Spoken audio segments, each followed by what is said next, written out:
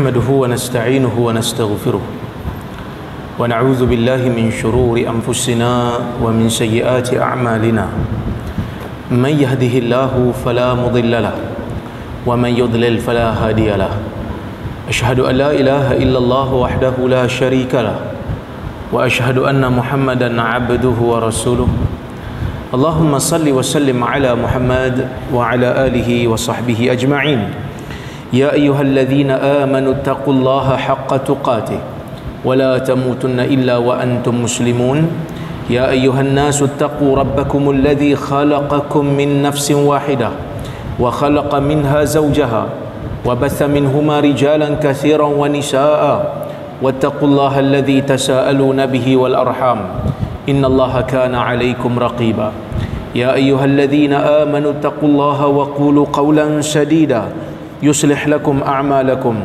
ويغفر لكم ذنوبكم ومن يطع الله ورسوله فقد فاز فوزا عظيما فإن أصدق الحديث كتاب الله وخير الهدي هدي محمد وشر الأمور محدثاتها وكل محدثة بدعة وكل بدعة ضلالة أما بعد Muslimin dan muslimat yang dirahmati oleh Allah Subhanahu wa taala sekalian.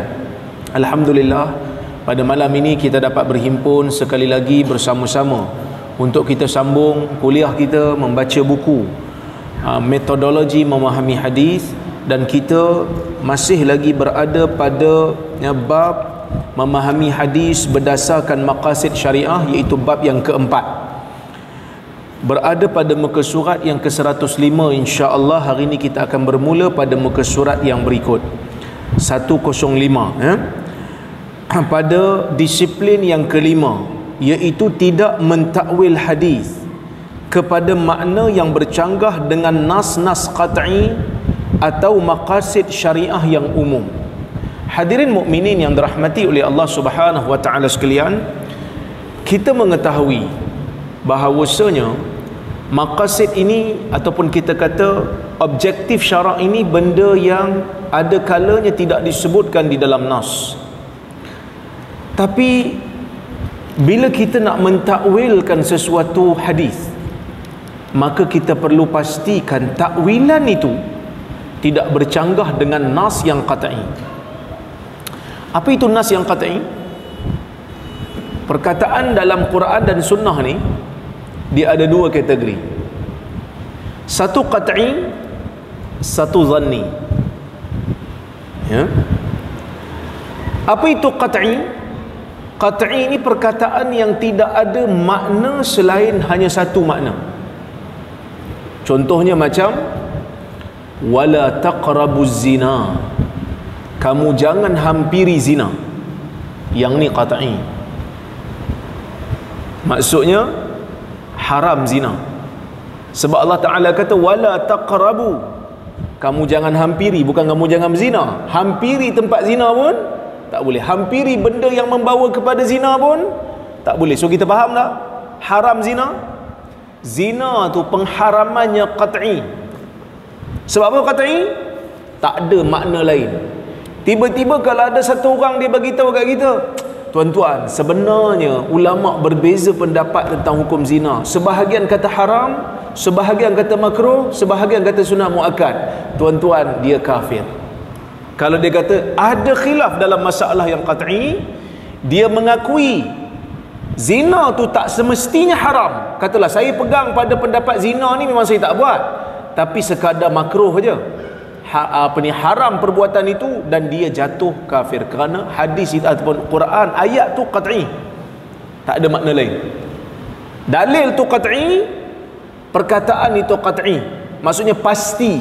Sebab qat'i ni ada dua, satu qat'iyus subut, satu qat'iyud dalalah. Qat'iyus subut maksudnya sabitan dalil tu jelas, tidak ada sanksi. Quran dan hadis yang mutawatir tidak ada sanksi padanya, tak boleh tolak. Satu lagi qat'iyud dalalah, makna perkataan itu pun tidak ada keraguan lagi, tak ada ruang lagi, 100% tak ada ruang untuk kita buat tafsiran yang berbeza. Satu orang dia kata, dia datang kat kita, dia kata solat 5 waktu ni tak wajib tuan-tuan. Saya buat solat tapi sunat je. Kafir. Walaupun dia solat. Sebab apa? Sebab kewajipan salat, fardu salat yang 5 waktu ni datang dalam dalil yang qat'iyus subut dan qat'iyud dalalah. Dalilnya pasti, tidak ada ragu padanya, maknanya pun pasti, yang tidak ada ragu padanya. Tapi ada lagi satu perkataan, ada lagi satu jenis perkataan yang disebut dalam nas ini, dia ada ruang untuk tafsiran. Yang ni yang ulama banyak berbeza pendapat. Contoh, Nabi SAW dalam sebuah hadis riwayat Al-Imam Tirmizi, Nabi kata asfiru bil fajr fa innahu a'zamu lil ajr. Cerahkan subuhmu kerana itu lebih besar pahala. Faham tak? Cerahkan subuh. Apa maksud cerahkan subuh?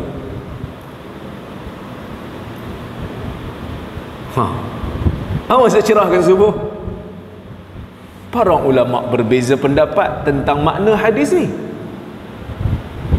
Hanafi dia faham hadis ni, solat subuh ni elok dilewatkan sikit sehingga cerah. Lepas tu bila dah cerah sikit baru sembahyang.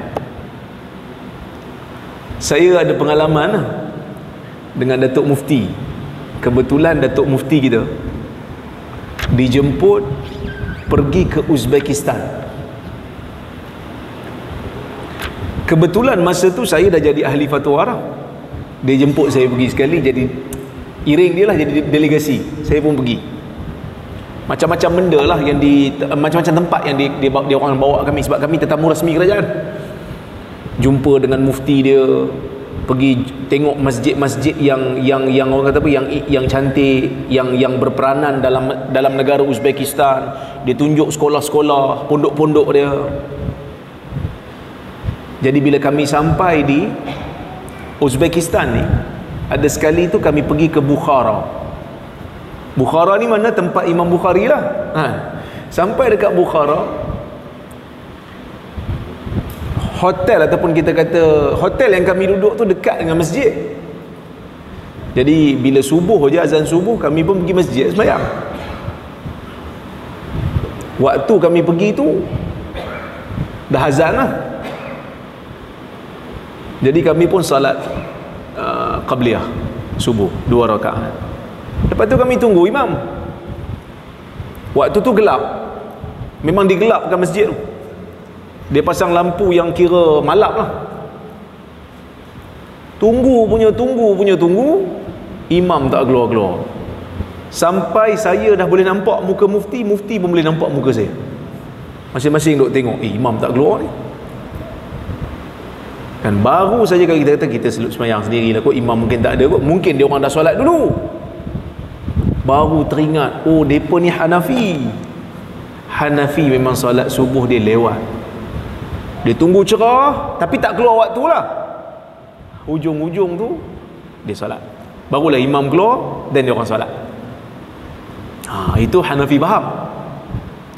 Majoriti ulama faham asfiru bil fajr, dak solat subuh awal macam yang kita duk buat biasa kan, solat subuh waktu gelap. Cuma mereka mentakwilkan hadis tu, sebab kalau tengok hadis-hadis yang lain, Nabi SAW solat subuh memang waktu gelap. Jadi mereka mentakwilkan. Sebahagian daripada ulama yang berpegang kepada pendapat yang berbeza dengan Hanafi tadi, mereka kata maksud Nabi asfiru bil fajr ni, cerahkan subuhmu ini, maksudnya kita bila nak salat pastikan fajar tu betul-betul cerah. Maksudnya pastikan waktu betul-betul masuk. Sebab fajar ni payah nak nampak. Kalau zaman dulu lah. Zaman sekarang kita dah ada jam boleh tengok kan. Zaman dulu kalau nak sembahyang subuh, terutama kalau duduk tempat-tempat yang jauh, tak dengar azan dan sebagainya, maka nak salat subuh, Nabi kata cerahkan subuh, maksudnya cerahkan fajar. Nampak fajar tu betul-betul muncul, baru salat. Sebab salat subuh sebelum waktu tak sah. Takwilan ni betul ya? Macam tak kena. Sebab Nabi kata cerahkan subuh kerana pahala lebih besar. Maksudnya kalau tak cerah subuh ada pahala tak? Kalau ikut hadis ni tadi, cerahkan subuh kerana pahala lebih besar. Kalau tak cerah, ada pahala tak? Ada pahala lah, sebab dia kata pahala lebih besar. Dia sedang banding, literal hadis ni sedang banding antara subuh cerah dengan subuh tak cerah. Subuh tak cerah, pahala ada. Tapi kalau subuh cerah, pahala besar lagi. Kan? Maka ada tafsiran yang kedua, yakni cerahkan subuhmu, panjangkan solat subuh. Maksudnya solat subuh tu awal, tapi panjangkan bila habis, kalau boleh dah cerah dah. Kerana sifat solat subuh tu Nabi SAW memang solat panjang. Ini tafsiran ni kena. Perkataan itu yang cerahkan subuh ni perkataan contoh untuk perkataan yang zanni, perkataan yang mempunyai tafsiran yang pelbagai. Yang ni ada ruang untuk kita berbeza pendapat. Kita tak bolehlah nak menyesatkan Hanafi hanya semata-mata kerana pandangan mereka berbeza dengan majoriti. Sebab perkataan tu perkataan yang memang ada ruang untuk berbeza. Boleh faham tak? Boleh faham Dua perkataan, satu qat'i tadi, satu zanni. Bila kita nak takwil sesebuah hadis, jangan sampai takwilan kita menyanggahi mana-mana dalil yang qat'i. Yang ni tak boleh. Kalau tafsiran menyanggahi mana-mana dalil yang qat'i, maka takwilan itu wajib untuk ditolak, kerana ia telah menyanggahi sesuatu yang pasti. Sedangkan takwilan kita ni sangkaan. Mana boleh sangkaan nak tolak benda yang pasti? Tak boleh. Boleh faham Maka sebab itu disebut, sebahagian orang berpandangan boleh mengeluarkan sesuatu hadis daripada maknanya yang zahir, berdalilkan kepada maqasid syariah. Ada orang faham macam tu. Namun ada kalanya kefahaman mereka itu bercanggah dengan nas-nas qat'i atau bertentangan dengan maqasid syariah yang umum. Tidak syak lagi bahawa kefahaman jenis ini adalah tidak benar dan tidak diakui oleh Islam. Kefahaman ini kadang-kala boleh membawa kepada penghapusan ilmu fiqh Islam dan usul fiqh secara keseluruhannya. Hasilnya, mereka berpendapat perlu penyamaan antara lelaki dan perempuan pada nisbah pembahagian pusaka. Ada orang zaman ni kata, kalau boleh pusaka ni tak payahlah anak lelaki 2 bahagian, anak perempuan 1 bahagian. Kalau boleh bagi sama. Kita kan zaman moden. Yang penting dia kata adil, maka itulah cara adilnya. Ada orang tafsir macam ni. Golongan-golongan yang terkesan dengan pemikiran barat. Golongan-golongan yang terkesan dengan pemikiran barat, dia duk fikir macam tu lah. Sedangkan faraid, hukum pewarisan harta ni, Allah Subhanahu wa ta'ala sebut clear, lidzakari mithlu hadzil unthayain. Bagi anak lelaki tu dapat seperti mana 2 bahagian anak perempuan. Tak boleh hari ni kita kata kita mesti takwil balik. Yang penting ayat ni nak suruh adil. Jadi adil pada zaman ni kena bagi sama rata. Kan? Kalau orang perempuan setuju tak bagi sama rata? Mestilah setuju kan? Tapi Allah Subhanahu wa ta'ala bagi laki 2 bahagian. Sebab tanggungjawab dia banyak. Kan? Tanggungjawab dia banyak. Maka Allah memahami. Bukan kata Allah memahami, sebab Allah Ta'ala maha tahu. Allah tahu hukum hakam dia lebih daripada kita. Lebih, orang kata apa, lebih berkali-kali ganda ayat ni turun untuk difahami oleh kita. Bukan hanya di zaman ni, sepatutnya difahami juga oleh tahun-tahun yang mendatang. Apa dia? Ayat ni kekal, lidzakari mithlu hadzil unthayain. 1 bahagian perempuan, 2 bahagian anak lelaki. Sebab sistem dia begitu. Nafkah terletak di bahu lelaki. Nafkah terletak dekat bahu lelaki. Kan? Jadi bila anak lelaki dapat 2 bahagian, dia kena jaga nafkah isteri dia, dia kena jaga nafkah anak dia. Orang perempuan dapat 1 bahagian untuk dia. Katalah anak perempuan dapat 1 bahagian, dia dah kahwin, dapat 1 bahagian. Dia ambil bahagian dia, abang dia dapat 2 bahagian. Dia dapat 1 bahagian. Dia balik rumah, suami dia tanya, tadi masa bahagi harta pusaka berapa dapat? Dia pun kata, tak banyak abang, dapatlah 1 juta. Bapak jutawan kan? Dapatlah 1 juta. Suami dia kata, oh jutawan lah kita.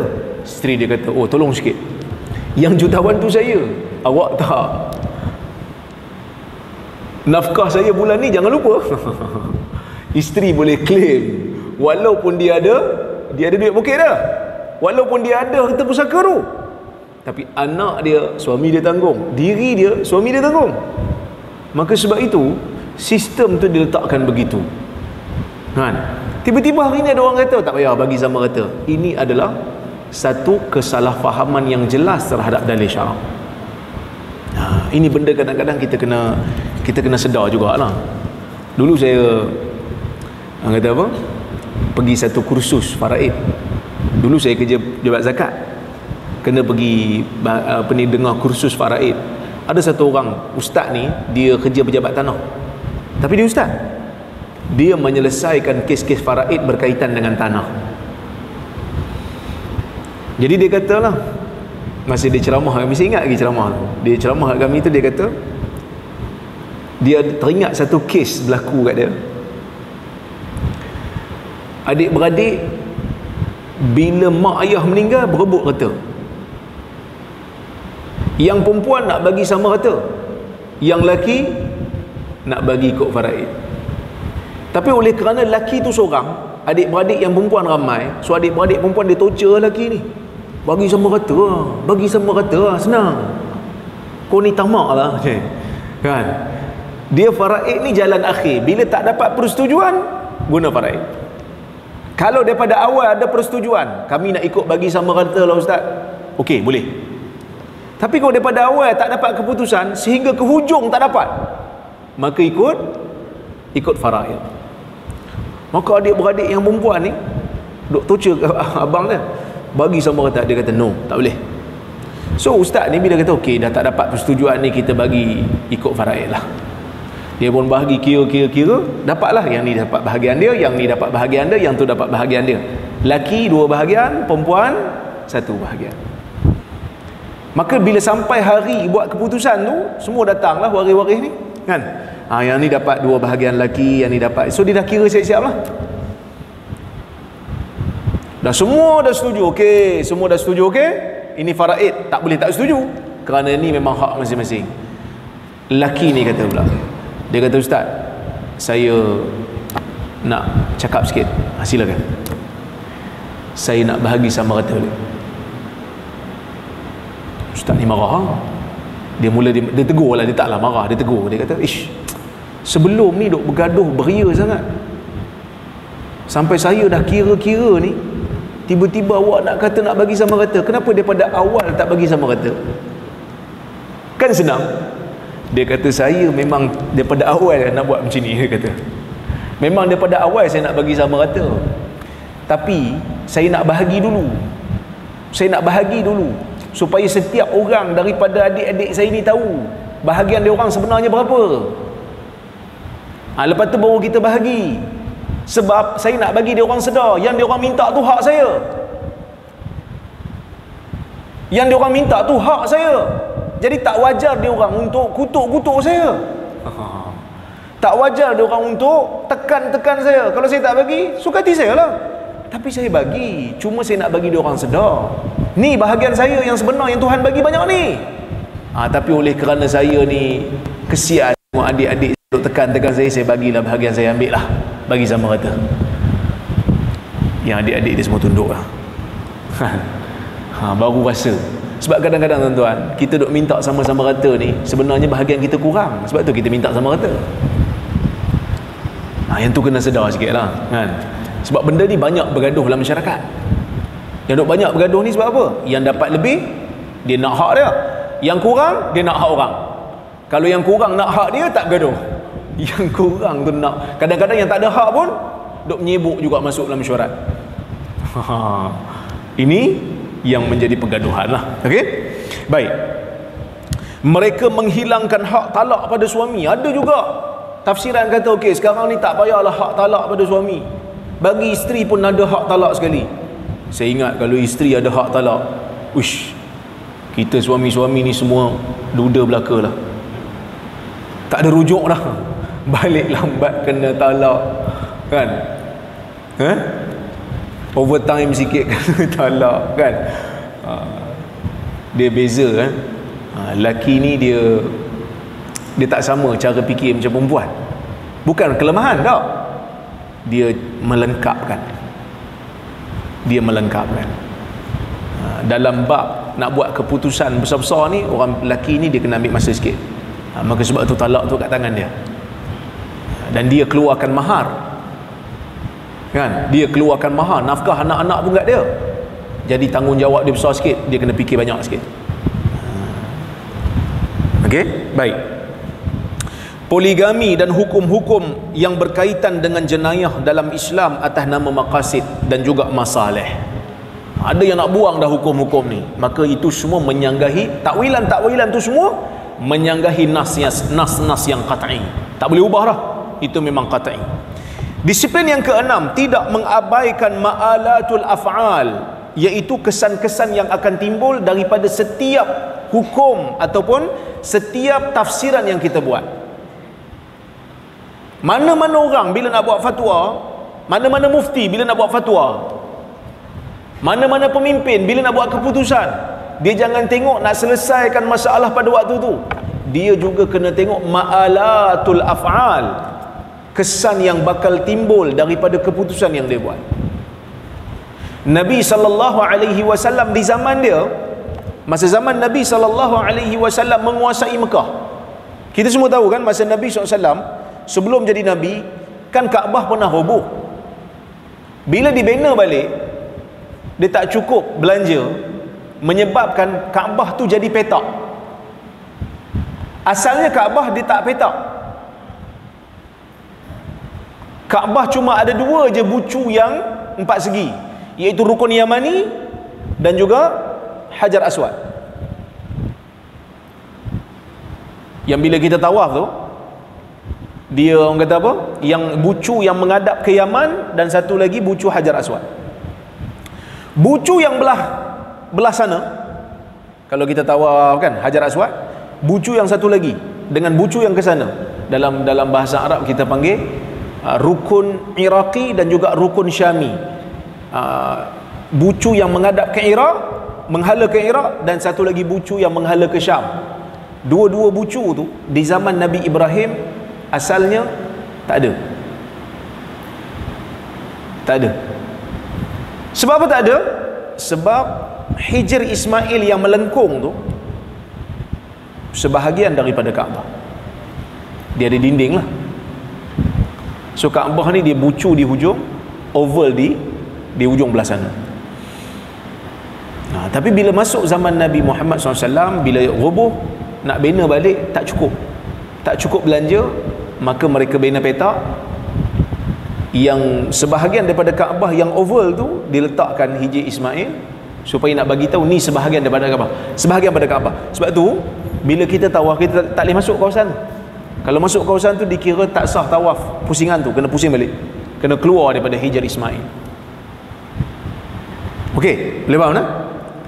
Nabi SAW bila menguasai Mekah semula, bila Nabi kuasai Mekah semula, Nabi buka balik kota Mekah, Nabi buang semua berhala yang ada di sekeliling Kaabah. Ada 360 dalam Kaabah, dan keliling Kaabah tu ada 360 jenis berhala, punya banyak. Nabi buang semua. Nabi SAW pernah sebut pada Aisyah, Nabi kata apa? Laula anna qaumaki hadithu ahdin bisyirik atau bil kufur lahadamtul Ka'bah wa banaituha ala qawaid Ibrahim. Atau kama qala, kalaulah tidak kerana kaum kau wahai Aisyah baru saja terlepas daripada kufur ataupun terlepas daripada syirik, aku akan robohkan semula Kaabah ini dan aku akan bina semula Kaabah ni mengikut binaan sebenar Nabi Allah Ibrahim. Tapi Nabi buat tak? Nabi tak buat. Nabi tak buat. Kenapa Nabi tak buat?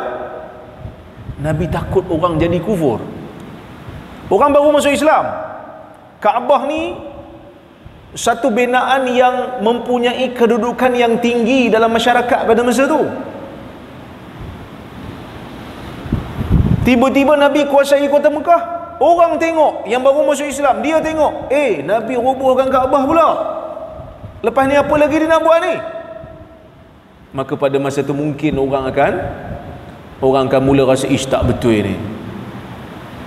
Maka Nabi tak buat. Bila masuk zaman Abdullah bin Zubair, lepas daripada Nabi wafat, masuk Abdullah bin Zubair punya zaman, dia bina balik Kaabah tu ikut binaan Nabi Ibrahim. Tapi lepas tu bergaduh Abdullah bin Zubair ada pergaduhan sikit, ada beza faham sikit dengan Bani Umayyah. Bani Umayyah bina balik seperti mana binaan Nabi Muhammad sallallahu alaihi wasallam. Masuk zaman Imam Malik, masa tu pemerintah nak robohkan balik Kaabah tu, nak bina balik ikut binaan Nabi Ibrahim. Tanya Imam Malik, boleh tak? Imam Malik kata tak payahlah. Kenapa Imam Malik kata tak payah? Dia kata aku bimbang nanti Kaabah ni jadi mainan pemerintah. Naik seorang, roboh lagi. Naik seorang, roboh lagi. Asyik robohkan Kaabah aja kerja. Lama-lama Kaabah itu tidak ada lagi kehebatan pada jiwa-jiwa orang Islam. Kan orang politik bukan boleh, bila kita bagi je semua dia nak pakai. Maka semenjak daripada itulah binaan Kaabah itu tidak lagi terusik. Maksudnya kekal dengan binaan yang ada sehinggalah pada hari ini. Maka Nabi sallallahu alaihi wasallam memandang kepada ma'alat, memandang kepada kesan daripada sesuatu perbuatan. Tuan-tuan dan puan-puan rahmati Allah sekalian, orang munafik kafir ke tak kafir? Orang munafik kafir ke tak kafir? Kalau ikut pemahaman kita lah, orang munafik ni kafir tak? Munafik Abdullah bin Ubay tu kafir tak? Kafir lah. Mana pula tak kafir? Kafir, sebab munafik ni menyembunyikan kekufuran, menzahirkan dia Islam.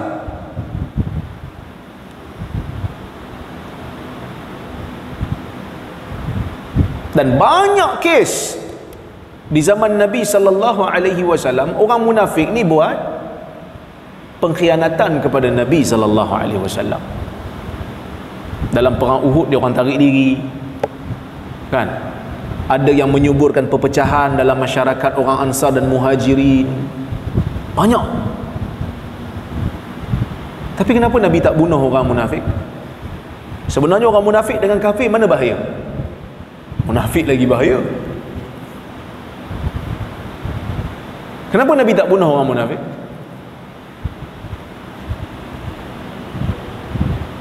Sebab Nabi tak nak orang anggap, orang tengok Nabi bunuh sahabat. Siapa tahu dia munafik? Allah yang tahu. Macam mana Nabi tahu orang tu munafik? Allah bagi tahu kat Nabi. Dan dalam banyak-banyak sahabat Nabi sallallahu alaihi wasallam yang tahu, yang Nabi bagi tahu nama-nama orang munafik ni Huzaifah seorang. Orang lain tak tahu.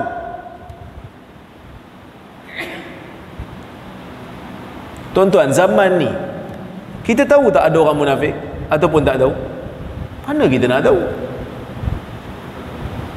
Kita tak tahu. Kalau dia tak mengaku, sebenarnya saya ni kafir, contohlah kan. Weh, kau kafir, betul? Dia tunjuk depan kita, dia pergi sembah berhala. Then kita tahulah. Kalau dia tak beritahu, mana kita nak tahu? Jadi pasal apa Nabi tak bunuh orang munafik? Sebab orang lain tak tahu orang tu munafik. Yang orang nampak apa dia? Yang orang nampak dia semayang belakang Nabi sallallahu alaihi wasallam. Yang orang nampak dia berperang dalam saf Nabi sallallahu alaihi wasallam. Itu yang orang nampak. Yang orang tak nampak dalam jiwa, tak ada siapa pun tahu. Jadi kalau Nabi ambil tindakan kat dia, kan macam satu kes apa, ada seorang nama dia Zul Khuwaisirah. Dulu kita ada baca hadis ni, saya ingat 3-4 kuliah yang lepas, kan dia bagi tahu, i'dil ya Muhammad. Dia ni dia mengaku dia Muslim. Lepas tu bila Nabi SAW bahagikan harta rampasan perang, dia kata kat Nabi, Muhammad, berlaku adil lah. Perkataan itu jelas perkataan yang bahaya, seolah-olah macam tak percaya dengan keadilan Nabi SAW. Tapi kenapa Nabi tak bunuh dia? Kerana dia munafik. Sebab orang nampak dia Muslim, orang nampak dia semayang belakang Nabi, orang nampak dia pengikut Nabi. Sebab itu bila dicadangkan kepada Nabi SAW untuk dipancung kawan ni, kan bila Omar kata, da'ni ya Rasulullah adrib unuqa hadzal munafiq, biarkan aku ya Rasulullah, aku pancung saja tengkuk si munafik ni. Nabi kata apa? La, jangan. Nanti orang kata apa? Inna Muhammadan yaqtulu ashabah. Nanti orang kata Muhammad bunuh sahabat dia. Maka Nabi tak bunuh orang munafik ni sebab memandang kepada ma'alat, kepada kesan. Kesan apa? Kesan yang akan berlaku kepada agama. Maruah agama tu perlu dijaga. Sebab tu orang mengaji agama ni, dan orang belajar agama ni, dia kena jagalah akhlak. Buka sekolah tahfiz, kena jaga nama tu. Sebab tuan-tuan, dekat sekolah biasa ada tak kes-kes akhlak moral? Ada kan? Tapi kenapa tak viral? Tapi bila sekolah tahfiz ada kes buli, apa jadi? Ui, dia punya bising. Sebab dia ada nama agama tu, kan? Tangkap khaluat, orang lain ada tak tangkap khaluat? Ada. Tapi kalau Pak Imam kena tangkap khaluat, dia punya viral tu lain macam sikit lah. Sebab dia ada unsur agama kat situ. Maka Nabi SAW tak bunuh orang munafik. Sebab apa? Sebab nak menjaga maruah agama. Kalau tak, nanti orang Rom akan kata, siapa-siapa yang nak masuk Islam, dia akan kata, kau nak masuk Islam ke? Kau tengok tu, ada satu orang tu semayang belakang Muhammad, datang masjid awal, Muhammad bunuh dia. Dia bukan tahu orang tu munafik, sebab orang tu tak mengaku dia munafik, kan? Yang tahu munafik ni Allah wahyukan kepada Nabi. Sebab tu Nabi tak ambil tindakan pada orang munafik ni. Semata-mata kerana nifak, Nabi tak ambil tindakan. Sebab benda tu benda yang gaib, tak ada siapa tahu melainkan hanyalah Allah. Itu yang pertama. Yang kedua, kalau Nabi bunuh orang munafik, apa jadi? Selain daripada orang akan anggap Nabi bunuh sahabat dia, pemerintah hari ini akan bunuh orang, akan bunuh musuh politik dengan alasan dia munafik. Bayangkan, bila Nabi bunuh orang munafik, maka dia jadi sunnah pemerintah bunuh orang munafik. So hari ni kalau siapa-siapa dapat pemerintahan negara, mana-mana musuh politik dia bunuh. Pasal apa? Saya ikut sunnah, dia munafik. Maka dunia tak boleh jadi stabil, penuh resip bunuh orang aja.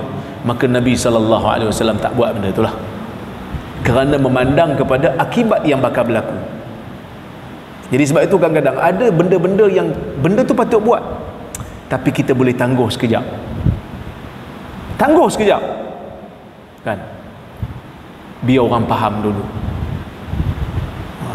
Tak perlu terlalu cepat. Kena nilai apa yang akan datang daripada tindakan kita itu. Okey. Banyak disebutkan dalam Al-Quran dan sunnah Nabi sallallahu alaihi wasallam, ya, tentang hukum hakam yang berasaskan kepada kaedah mengambil kira kesan-kesan yang bakal timbul. Oleh yang demikian, Asy-Syatibi berkata, Syatibi ni ulama mazhab Maliki, dia power dalam bab maqasid ni. Dia kata apa? An-nazar fi ma'alatil af'al mu'tabarun maqsudun syar'an, kanatil af'al muwafiqatan aw mukhalifatan, wa dzalika anna al-mujtahid la yahkumu ala fi'lin min al-af'ali sadirah 'anil mukallafin bil iqdam aw bil ihjam illa ba'da nadharihi ila ma ya'ulu ilaihi dhalikal fi'l. Kata Imam Syatibi, dia kata melihat kepada kesan-kesan yang bakal timbul adalah suatu yang diambil kira dan dikehendaki menurut syarak.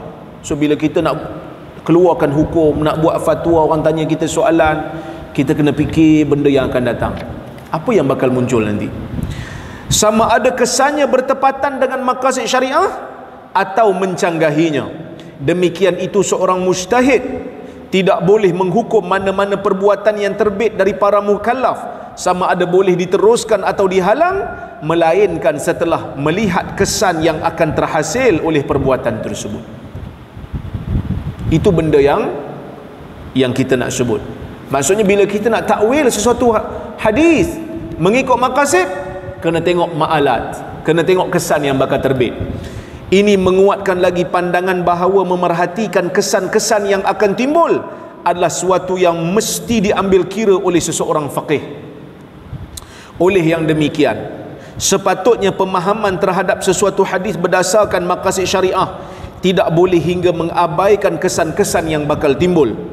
Contoh bagi menjelaskan hal itu adalah sebagaimana yang disebutkan oleh sebahagian tokoh semasa, bahawa Nabi sallallahu alaihi wasallam melarang membuat ukiran patung-patung kerana mengaitkannya dengan maqasid syariah, iaitu memelihara agama. Oleh itu kerana orang ramai semasa di zaman Nabi SAW baru saja meninggalkan agama syirik. Berbeza dengan hari ini, maka tidak ada sebab untuk mengharamkan lagi patung-patung ni. Patung tu tak boleh, kecuali patung untuk mainan. Patung lain tak boleh. Tiba-tiba ada orang kata hari ni, oh patung ni sebenarnya sebab zaman Nabi tu orang baru lepas syirik, jadi zaman sekarang patung tak ada jadi hal lah. Kita kata tak betul lah, kerana patung yang dibenarkan oleh syarak ni cuma patung mainan sahaja. Kerana patung mainan ni dia tidak ada unsur pengagungan, tak ada. Kan kita beli patung untuk anak kita, belum sampai rumah kepala dah cabut dah. Dia tak ada unsur ta'zim. Tapi kalau patung-patung selain daripada itu, dia ada unsur. Lama-lama mungkin akan dilakukan ritual padanya, kerana menganggap dia ada keistimewaan. Sebab itu Islam tak bagi. Jadi fatwa yang kata patung dibenarkan secara mutlak kerana pengharaman itu terikat dengan masa je, tak benar. Sebab apa? Sebab tafsiran ini, saya sebut, tafsiran ini perlu dilihat semula. Sesungguhnya Islam bersungguh-sungguh memelihara tauhid, dan setiap perkara yang membawa pelanggaran terhadap akidah tauhid akan dihalang pintu-pintu yang mengarah kepadanya. Sebab itu Islam halang pintu-pintu yang boleh bawa kepada syirik. Semua pintu yang boleh bawa kepada syirik, Islam akan tutup. Oleh itu pengharaman membuat ukiran patung-patung boleh dianggap sebagai salah satu bab mengambil kira kesan-kesan yang bakal timbul. Sebab apa tuan-tuan? Sebab di zaman kaum Nabi Nuh alaihi salam, kaum Nabi Nuh ni sebelum zaman Nabi Nuh, tak ada orang kafir dalam dunia ni. Orang kafir tak ada. Hanya manusia berada di atas tauhid. Kalau Allah utus Nabi pun, utus Nabi dengan syariat supaya tahu hukum hakam. Bila masuk zaman umat Nabi Nuh, orang mulakan ajaran kufur. Macam mana ajaran kufur bermula? Ibnu Abbas menyatakan, bila mati beberapa orang saleh, Wad, Suwa, Ya'uq, Nasr, Yaghuth, Nasr, ini nama-nama orang saleh yang disebut dalam Al-Quran. Semua itu nama-nama orang saleh yang apabila mereka mati, sebahagian daripada yang hidup buat patung. Asal bukan untuk sembah, asal untuk mengingati. Tapi lama kelamaan kejahilan berleluasa, generasi yang kemudian tak faham pun. Dia ada macam orang kata apa, orang buat social experiment. Dulu saya ada tengok satu video, orang masuk dalam klinik, dia letak satu kamera, ramai-ramai dalam klinik. Yang ramai-ramai itu dah pakat awal-awal lah, bila ada bunyi siren je bangun. Masuk satu orang hamba Allah yang tak tahu apa-apa. So dia orang ni nak prank dia lah. Bila bunyi siren, semua bangkit. Yang tak tahu apa-apa ni, muda dia macam pelik. Kenapa semua bangun? Dia tak bangun. Lepas tu dia orang pun duduk. Lepas tu bunyi lagi siren, tengok semua bangun. Dia pun mula bangun, tapi lambat lah. Dia bangun, tengok semua orang bangun, dia bangun. Lepas tu duduk. Lepas tu bunyi lagi siren, dia dah selesa dah bangun. Kan? So lama-lama seorang masuk klinik, so dia pun beratur. Bunyi sampailah seorang depan dia, yang seorang depan dia tu bila bunyi siren bangun, dia pun bangun. Orang lain pun masuk. Orang lain. Habis aja orang yang depan dia, dah tak ada siapa dah bangun depan dia tu, tinggal dia je. Bunyi siren, dia pula bangun. Padahal dia pun tak faham kenapa. Dia pula ajar orang lepas-lepas dia tu. Itu sifat manusia. Itu sifat manusia. Dia buat apa? Dia hanya ikut. Cuma ada sebahagian je yang bertanya. Cuma ada sebahagian je yang bertanya. Bila orang tanya dia balik, bila temu ramah ni pasal apa bangun? Dia kata dah semua orang bangun. Kau tak tanya pasal apa dia bangun? Dia kata dah semua bangun, saya bangun lah. Buat apa nak tanya lagi? Kan? Sebab itu Islam tak benar. Dalam bab akidah ni Islam kata tak boleh duk ikut-ikut, kena faham. Kan? Jadi cuba bayangkan satu zaman yang orang langsung tak kenal apa itu syirik. Tak pernah tahu syirik tu apa. Dengan patung, dengan jahil, mereka mulakan ajaran syirik. Sehingga Allah Ta'ala hantar Nabi Nuh untuk kembalikan mereka kepada ajaran yang asal. Tu pun jenuh. Falam yazidhum du'ai illa firara. Inni da'autu qaumi laylan wa nahara. Nuh siap sebut, sesungguhnya aku menyeru kaumku laylan wa nahara, malam dan siang. Falam yazidhum du'ai illa firara. Seruan aku tidak bertambah kepada mereka, tidak menambah apa pun pada mereka, melainkan mereka tambah lari daripada aku. Tu. Itu zaman yang sebelum ni dia orang tak pernah tahu apa itu syirik. Cuba kita bayang zaman ni yang memang syirik duk keliling kita. Kalau dibenarkan patung-patung tanpa disiplin, saya ingat lagi mudah untuk manusia terlibat dengan syirik. Sebab tu saya sebut kat situ, saya kata demikian itu pendapat yang menyatakan bahawa zaman ini bukan zaman penyembahan berhala adalah tidak betul, kerana masih ada lagi sebahagian manusia yang menyembah berhala, menyembah kambing dan lembu. Maka pandangan golongan yang membolehkan membuat ukiran patung-patung secara mutlak pada zaman ini boleh dianggap mengabaikan penelitian terhadap kesan-kesan yang bakal timbul. Okey. Yang ketujuh, perlu membezakan di antara maqasid dan juga wasail dalam memahami hadis. Bila kita nak faham hadis, kita kena faham mana satu objektif, mana satu alat. Kadang-kadang Nabi sebut alat, tapi Nabi maksudkan objektif. Saya bagi contoh. Nabi SAW kata, sumu li ru'yatihi wa aftiru li ru'yatihi, fa in ghumma alaikum fa akmilul iddata atau fa akmilu sya'ban 30 yawma. Puasalah kamu bila kamu tengok anak bulan. rayalah kamu bila kamu tengok anak bulan. Bila tak nampak anak bulan, sempurnakan Syaban ataupun sempurnakan bilangan 30 hari. Clear? Yang ni clear Baik. Bila Nabi kata puasalah bila tengok anak bulan, tuan-tuan tengok tak anak bulan? Ke tuan-tuan tengok penyimpan mohon-mohon besar dia raja? Tuan-tuan pernah tengok anak bulan? Ustaz kata anak bulan, Ustaz, bapak bulan pun saya jarang tengok. Kan? Kita jarang tengok anak bulan. Saya adalah pengalaman 2 kali bulan puasa baru ni dijemput juga lah pergi kan. Kita bukan tengok.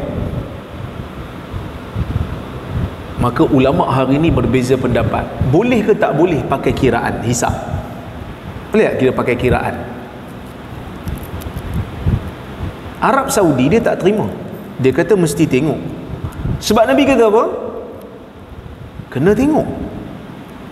Maka Arab Saudi kata tengok tu arahan Nabi SAW.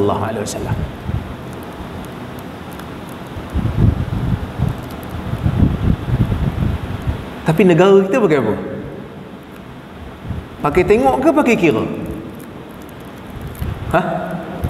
Dua-dua. Tengok pun pakai, kira pun pakai.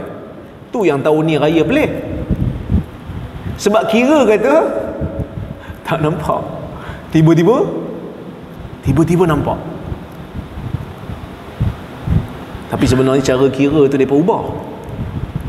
Mereka dah ubah cara kira tu. Kita tak pakai cara kira yang dulu. Tu yang mufti sebut lah.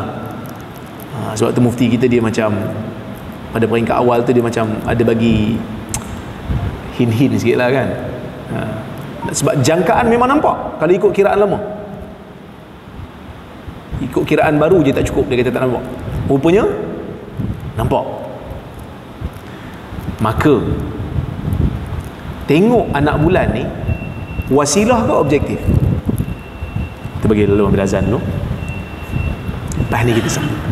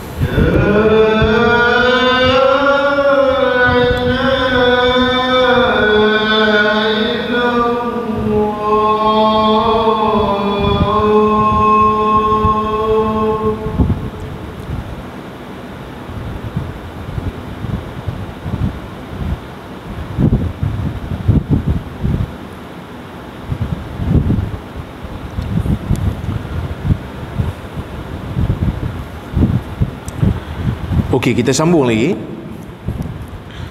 Bila Nabi SAW memerintahkan kita untuk tengok anak bulan.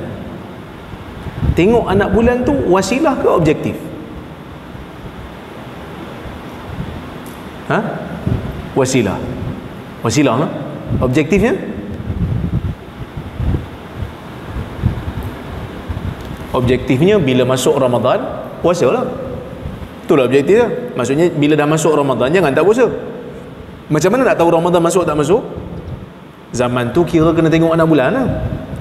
Tapi kalau zaman ni ada teknologi yang lebih bagus daripada tengok, maka kita boleh peganglah pada teknologi tu, kan? Itu maksud dia. Jadi kita kena pandai bezakan yang mana satu maqasid, yang mana satu wasilah. Wasilah sesuatu yang disebut pada zaman tu, tapi dia menjadi alat untuk mencapai sesuatu yang dikehendaki. Ikut zaman. Ya. Wasilah boleh berubah, objektif tetap sama.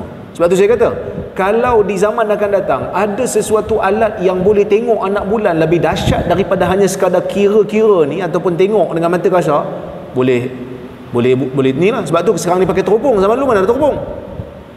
Teleskop kan kita pakai kan ni. Tu wasilah. Nak tengok betul-betul nampak ke tak nampak. Jadi kita kena kenal pasti supaya kita tak hanya jumut kepada wasilah, sedangkan objektifnya bukan itu. Contohlah, Nabi SAW makan dengan 3 jari. Tuan-tuan makan dengan berapa jari? Cuba cium bau tangan. Tadi duk makan rebung dengan gulai kan? Berapa jari? 5 jari Ustaz. Nasib baik jari dia 5. Kalau 6 sekali masuk dalam. Sebab kita makan nasi. Nabi makan apa? Nabi makan tamar dengan roti. Memanglah 3 jari. Pegang tamar berapa jari? 3 jari. Kita makan tamar pun tak 3 jari lah, kan? Jadi ikut kepada kesesuaian. Benda tu wasilah. Tapi yang pentingnya jangan gelojoh, jangan tamak, jangan makan lebih. Itu saja wasilahnya. Makan dengan 3 jari. Dulu kita pernah dengar makan pakai chopstick dilarang, kan? Tapi sebenarnya chopstick ni, kalau makanan tu halal, salah ke? Sebenarnya tak salah, kan? Sebab dia hanyalah budaya. Sama juga makan pakai sudu, tak salah, kerana ia hanya wasilah. Dah kalau makan laksa, kalau boleh, macam mana nak makan pakai tangan? Makan pakai sudu lah, kan? Ada garpu, baru dia boleh cedok. Memang. So kita kena bezakan wasilah dengan objektif. Wasilah dengan objektif kita kena beza. Baik. Kalau kita gagal beza yang tu, maka kita akan jadi masalah untuk memahami hadis dengan betul. Okey, tengok Seseorang perlu membezakan di antara maqasid yang diinginkan oleh syariat, iaitu objektif, untuk dia direalisasikan, dan antara wasail, yakni wasilah ataupun wahana yang menyampaikan kepada maqasid ini. Wasilah ada kalanya boleh berubah sesuai dengan berubahnya zaman dan tempat.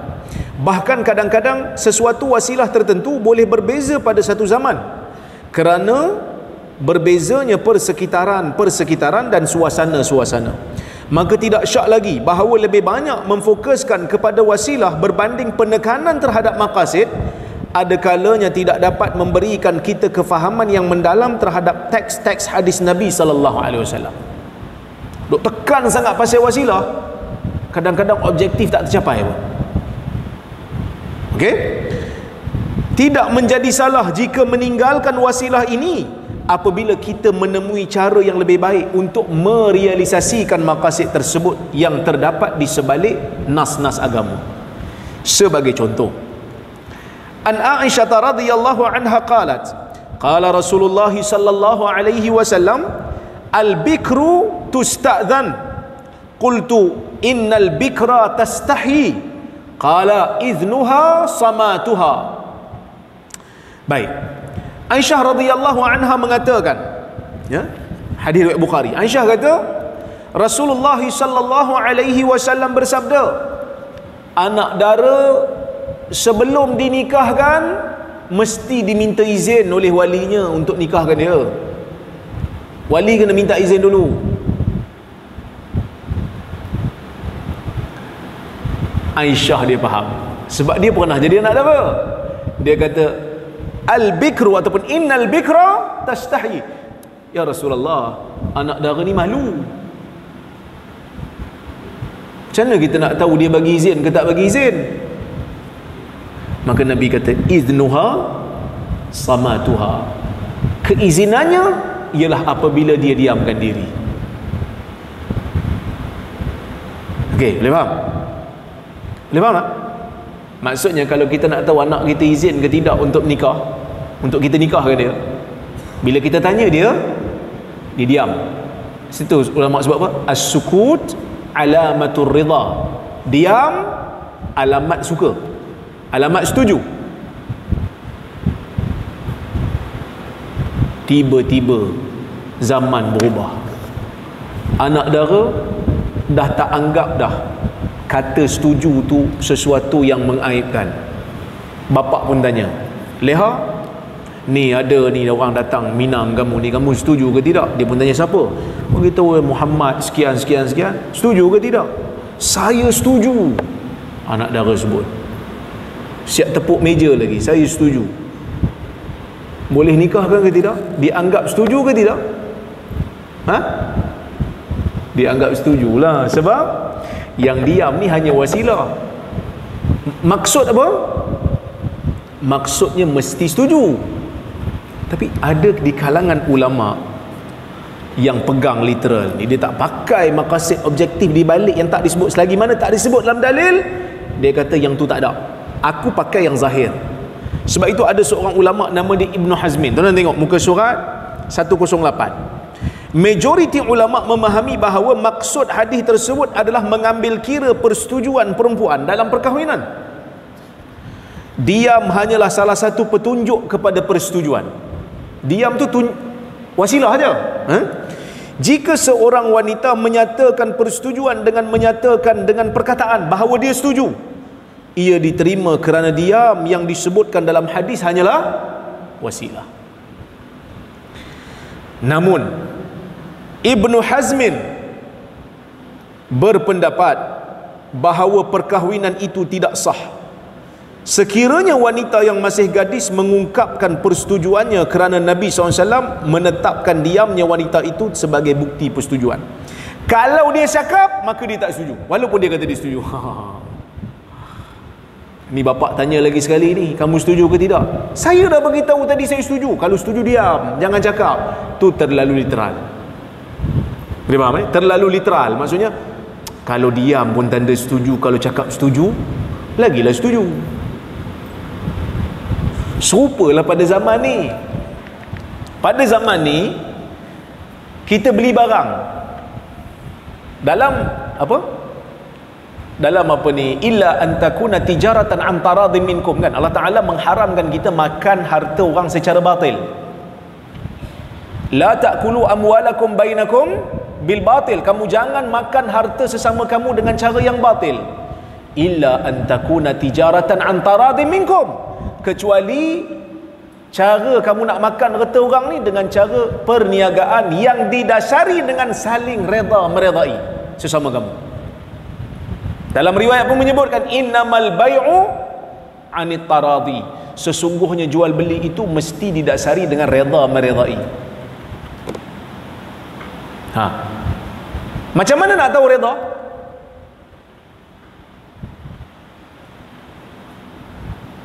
Itu yang letak ijab qabul tu. Kan reda kat sini ke kat sini? Kat sini. Reda tu kat sini, kat jantung. Setuju tak setuju kat sini. Tapi orang tahu tak? Orang tak tahu. Macam mana nak bagi tahu kita, nak bagi tahu orang yang kita reda? Kat sini.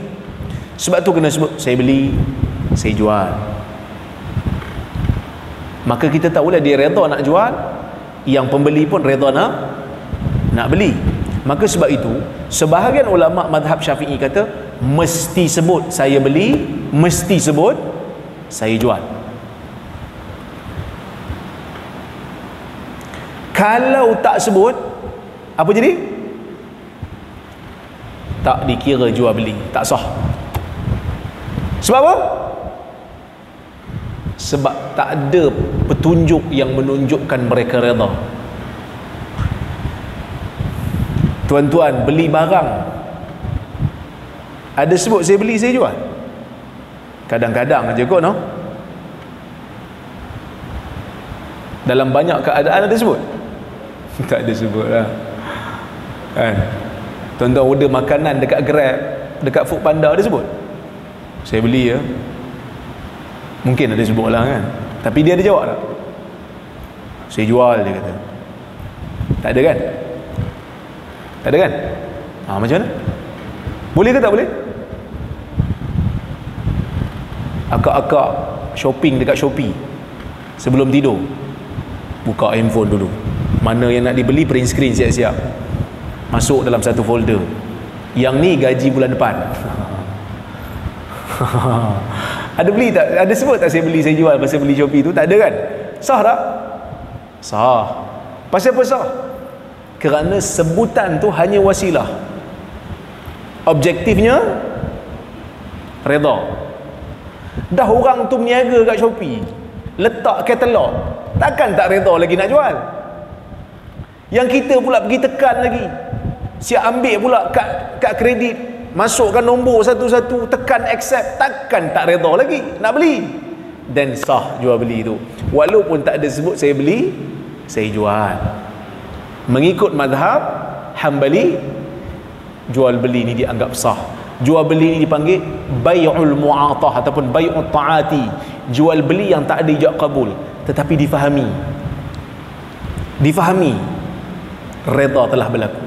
Maka sebab itu mazhab Hambali dia luas sikit, dia kata boleh, tak ada masalah. Boleh faham tak? Okey.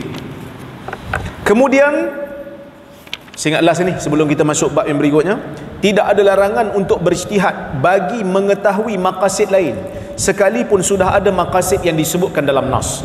Ada sebahagian maqasid disebut dalam nas, ada sebahagian maqasid ulama cari dengan meneliti dalil-dalil yang ada. So maqasid yang disebutkan dalam nas kita panggil maqasid mansusah. Maqasid yang disebutkan di dalam nas tu mansusah, maksudnya maqasid yang disebut oleh nas. Satu lagi maqasid ijtihadiyah, maqasid yang ulama berijtihad. Tapi ada ketika dalil sebut maqasid secara jelas, ada tak ruang untuk kita ijtihad lagi? Ada, selagi mana tidak menyanggahi dalil lain. Contoh, tuan-tuan, puasa untuk apa?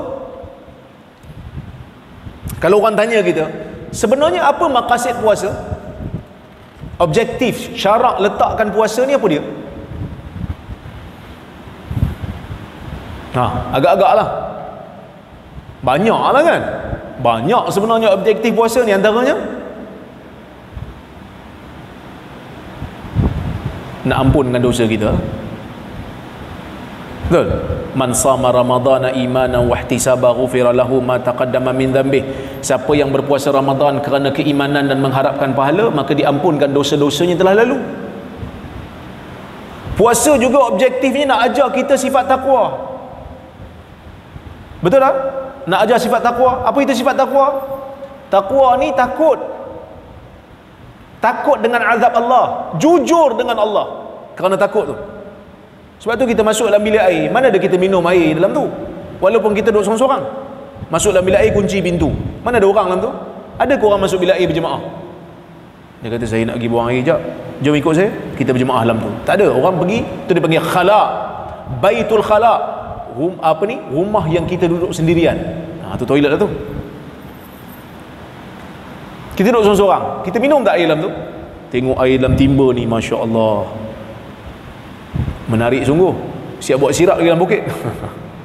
Tuang 2, 3, bagi manis-manis sikit, minum. Lepas tu keluar, saya puasa lagi. Boleh? Kita buat tak macam tu? Tak buat. Pasal apa tak buat? Sebab kita jujur dengan Tuhan.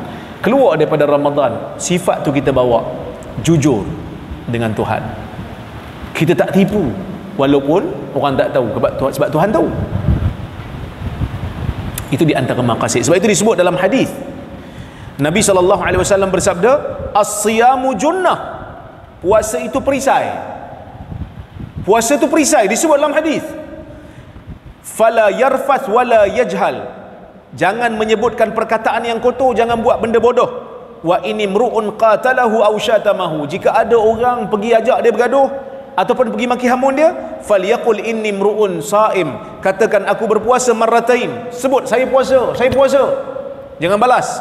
Walladhi nafsi biyadih, demi Tuhan yang diriku berada di tangannya, yakni demi Tuhan, la khalufu fami saim atyabu indallah ta'ala mirihil misk, bau mulut orang yang berpuasa lebih baik di sisi Allah Ta'ala daripada bau kasturi.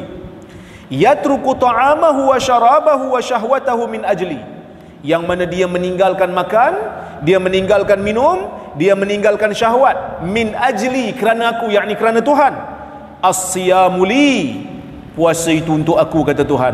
Ajzi bihi, aku memberi pahala kepada orang yang berpuasa.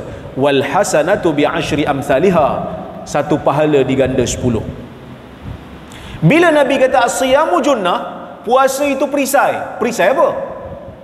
Dalam hadis yang lain riwayat Ibnu Majah, Nabi sendiri menjelaskan perisai daripada apa. Nabi sebut as-siyamu junnah minan nar ka junnati ahadikum minal qital. Puasa itu perisai daripada neraka, seperti mana perisai salah seorang daripada kamu ketika mana dia berperang. Kita sedang berperang dengan nafsu, maka puasa menjadi perisai. Okey, maka objektif syarak suruh puasa yang disebut dalam dalil apa dia? Nak ampun dosa kita, nak jauhkan kita daripada neraka. Tapi ulama mereka cari pelbagai maqasid yang lain. Sebab itu Ibn Ashur, seorang ulama maqasid daripada negara Arab, dia kata apa? Dia kata, masa dia huraikan hadis as-siyamu junnah tu, dia kata bila Nabi sebut junnah aja, maksudnya ta'mim, boleh umumkan makna perisai. Perisai, dia kata junnah itu wiqayah. Junnah itu adalah wiqayah ni apa lah kita kata apa?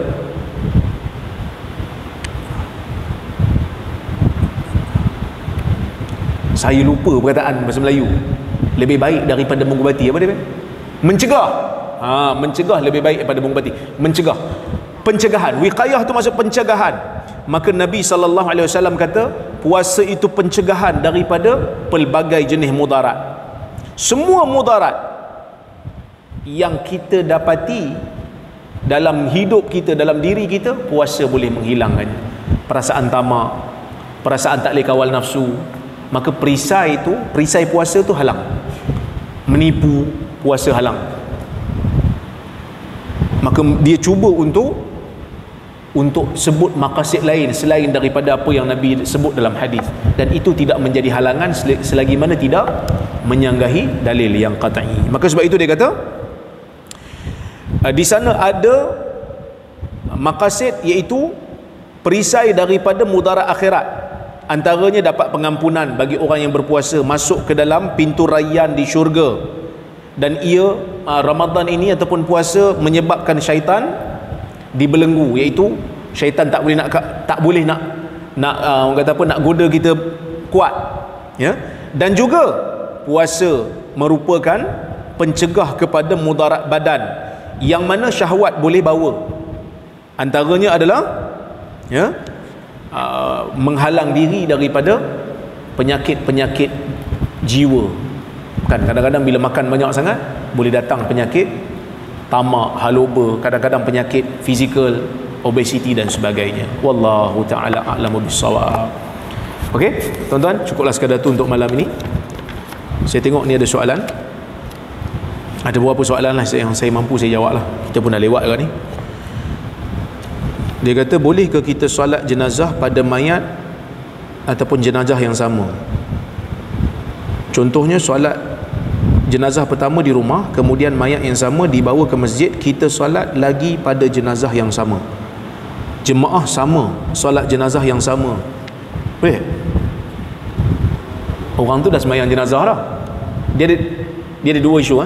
Pertama, kita nak biarkan salat jenazah tu dua kali, jemaah berbeza, boleh? Jemaah pertama datang sembahyang, lepas tu orang telefon, tunggu jap, kami tak sembahyang ni, jangan tanam lagi, kami nak datang sembahyang dulu, kita tunggu sekejap, boleh tak? Boleh. Kalau jemaah berbeza, jemaah pertama dah solat, keluar, ataupun katalah tempat tak muat ke apa kan, keluar, datang lagi satu lagi jemaah, ataupun jemaah tu dah ditanam, jemaah pula tanam, mayat tu dah ditanam, jemaah tanam apa? Saya pernah pening. Mayat tu dah ditanam, jemaah baru datang, boleh tak sembahyang kat kubur? Boleh, berdasarkan hadis boleh sembahyang kat kubur, maksudnya ulang lah tu, tapi jemaah berbeza. Tapi kalau dia dah sembahyang dah, dia nak ulang lagi sembahyang yang sama, boleh tak boleh? Tidak ada dalil yang menunjukkan demikian. Tidak ada dalil yang menunjukkan demikian, ya. Tidak perlu untuk diulang sekali lagi, cukup hanya sekali. Wallahu a'lam.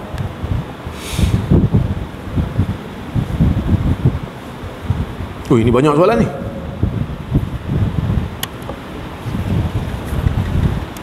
Assalamualaikum doktor. Waalaikumsalam. Boleh doktor tolong jelaskan syarah sahih daripada ulama hadis muktabar berkaitan dengan najat? Ini panjang tuan-tuan. Yang ni boleh tak saya jawab minggu depan? Kalau ada kesempatan saya jawab minggu depan lah kau. Hadis pasal najat, Nabi SAW sebut tentang najat ni satu tempat yang tanduk syaitan keluar. Ini panjang sikit saya nak hurai ni. Kalau saya hurai hari ni mau sampai 9.30, pukul 10 tak balik lagi. Tinggal saya dengan Pak Bilal je nanti 2 orang.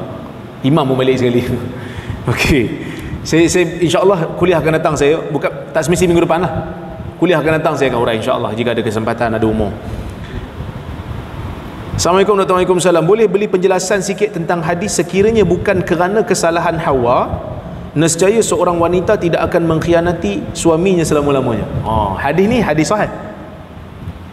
Laula Hawa lam takhun unsa zaujaha. Kalau tidak kerana Hawa, isteri tidak akan mengkhianati suami. Hadis ni pun macam pelik sikit kan. Macam mana ni? Okey, pertama kita kena tahu, hadis ni Nabi SAW nak cerita tentang Hawa ni dengan Adam ada buat kesalahan pada Allah. Apa dia? Dia orang pergi makan daripada pokok yang dilarang. Okey. Kalau ikut Quran, siapa yang makan dulu? Adam ke Hawa? Kalau tengok dalam Quran, Adam pun lupa sekali. Arahan Tuhan tu, maksudnya dia sendiri yang tewas. Hawa tak melarang dia, tak menasihati dia. Hawa pun makan sekali, ikut sekali. Maka Nabi SAW bagi tahu kat sini, bila kita nampak satu orang sedang buat dosa, sepatutnya tanggungjawab kita ke untuk menegur? Kan? Kita kena tegur. Bila kita tak tegur, apa jadi? Kita mengkhianati dia lah. Sebab sepatutnya kita tegur. Yang ni kita pula pergi join sekali. Maka Nabi SAW nak beri peringatan kepada orang perempuan, ya, walaupun orang perempuan ni merupakan tabi', pengikut kepada suami, tetapi bila suami buat benda yang salah, jangan ikut, beri nasihat. Tapi tabiat perempuan macam mana? Tabiat perempuan ni ikut, cuma jangan ikut buta. Itu saja. Bila sampai satu ketika nampak suami aku tak betul ini, saya suami saya ustaz, dia buat apa pun saya ikut. No, kena bagi nasihat kalau nasihat itu diperlukan pada waktu itu. Jangan sekadar ikut-ikut, tak bagi nasihat, dia pula pergi sokong. Maka itu adalah satu pengkhianatan. Maksud pengkhianatan ni, kita tak buat apa yang sepatutnya kita buat untuk hak orang yang tersalah jalan. Ini tu pengampu bahaya ni. Pengampu sepatutnya bagi nasihat bila salah, tapi dia ampu juga, maka dia akan menjerumuskan orang yang diampu sehingga tak sedar kesilapan dia. Wallahu ta'ala a'lamu bis-shawab. InsyaAllah itulah sedikit yang saya boleh jawab. Ni ada satu lagi. Adakah pembukaan kota Mekah berlaku semasa haji, dan haji Nabi keberapa ia berlaku? Nabi SAW buka kota Mekah pada bulan puasa. Pada bulan puasa, bukan pada waktu haji. Haji Nabi SAW Nabi buat pada tahun ke-10, dekat-dekat Nabi nak wafat. Haji pada tahun sebelumnya Nabi tak buat, Nabi menghantar Abu Bakar. Ada orang bincang